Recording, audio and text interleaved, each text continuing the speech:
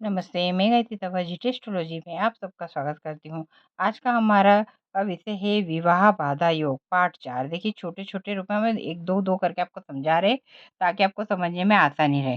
देखिए यहाँ पर हमने आपको क्या एक कुंडली बता रखी है। देखिए इसमें हाउस की गिनती 1st, 2nd, 3rd, 4th, 5th, 6th, 7th, 8th, 9th, 10th, 11th, 12th। ठीक है, हाउस की गिनती ऐसी होगी चाहे यहाँ नंबर कुछ भी लिखा हो। हमने पहले ही बताया था कभी दहेज के कारण, कभी बोलते हैं ना मतलब लड़का है या लड़की किसी को पसंद नहीं आ रहे हैं, या फिर बोलते हैं ना दोनों का मतलब है ना बराबरी पे नहीं आ रहे हैं, मतलब कोई जॉब से बराबर पे नहीं है, कोई पैसे से बराबर नहीं, किसी के पास प्रॉपर्टी नहीं है। ऐसी बहुत सारी चीज़ें होती है। कभी गोरा है, काला है, ऐसा करके विवाह में बाधा आ जाती है। तो अगर है ना विवाह में बाधा कब-कब आती है और किन-किन ग्रहों के कारण होती है और कैसे आती है ना? ऐसा करके तो वो चीज़ें हम यहाँ पे बता रहे हैं। यहाँ पे देखिए, आप देख रहे हैं कि सब जो यहाँ पे सप्तमेश है, ठीक है? तो सब है ना 7th स्थान पे आपका मतलब 7वें भाव में आपका जो नंबर लिखा होगा, है ना? उसका स्वामी को हम सप्तमेश कहते हैं। यहाँ पे आप गिनते 1st, 2nd, 3rd, 4th, 5th, 6th, 7th। तो 7 में 7 नंबर लिखा है क्योंकि ये मैच लगने की कुंडली इसलिए 7 नंबर आ गया। यहाँ पे आपका नंबर कोई और भी हो सकता है।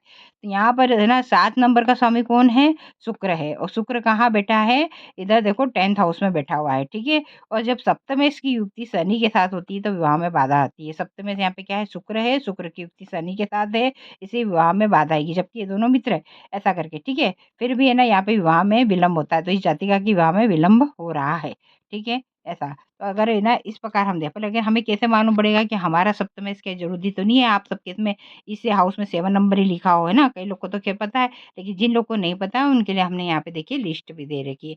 अगर आपके 7th हाउस के अंदर मतलब इस वाले हाउस में ना आपके स्पाउस के घर में अगर यहाँ पे लिखा हुआ हो ऐसा करके 8 नंबर या 1 नंबर है तो आपका सप्तमेश मंगल है। 7 और 2 नंबर लिखा है तो आपका सप्तमेश शुक्र है। 6 और 3 नंबर लिखा है तो आपका सप्तमेश बुध है। 4 नंबर लिखा है तो सप्तमेश चंद्र है।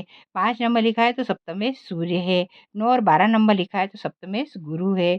10 और 11 नंबर लिखा है तो सप्तमेश शनि है। राहु केतु छाया ग्रह जिनको इसमें काउंट नहीं किया जाता, जिसके साथ बैठते हैं वैसे ही रूप ले लेते हैं। तो ये पहली हो गई। अब देखिए ये दूसरी पत्रिका अब हम उसकी गिनती आपको दिखा देते हैं वापिस से 1st, 2nd, 3rd, 4th, 5th, 6th, 7th, 8th, 9th, 10th, 11th, 12th और उसकी गिनती ऐसी होगी चाहे नंबर कुछ भी हो। अब देखो यहाँ पे सप्तम में 3 नंबर लिखा है, गिनो यहाँ से 1st, 2nd, 3rd, 4th, 5th, 6th, 7th।